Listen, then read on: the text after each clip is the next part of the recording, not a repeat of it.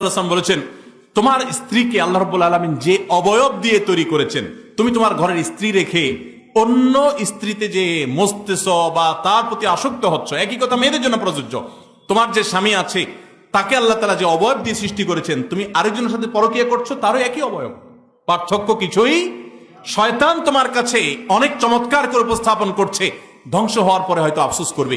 পরকীয়া লিপ্ত হয়ে সংসার ভাঙা বহু নারী আর্তনাদ করে, হাহাকার করে, বহু পুরুষ হাহাকার করে, আর হয়তো ব্যাক করার সুযোগ পায় না। এজন্য আল্লাহকে ভয় করেন এবং সংশোধন করেন, এবং জেনার এই ভয়াবহ রোগ থেকে বাঁচার জন্য আল্লাহর খাঁটি বান্দা, আল্লাহ ভীরু মানুষ, মুত্তাকি পরহেজগার মানুষ, নেককারদের সোহবত এবং সান্নিধ্যের কোনো বিকল্প নাই। এক ব্যক্তি এসে নবী সাল্লাল্লাহু আলাইহি ওয়াসাল্লামের কাছে জেনা করতে তার মনে চায়, আকাঙ্ক্ষা ব্যক্ত করেছেন। নবী সাল্লাল্লাহু আলাইহি ওয়াসাল্লাম তাকে অত্যন্ত চমৎকার ভাবে উপদেশ দিয়েছেন এবং তার সোহবতে কিছু সময় ছিলেন। এরপরে সে বলেছে, আমার অন্তরে আকাঙ্ক্ষা বিলকুল নাই, শেষ হয়ে গেছে।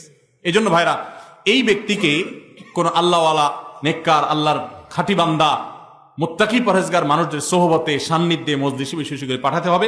আশা করা যায় ইনশাআল্লাহ সে সংশোধিত হবে।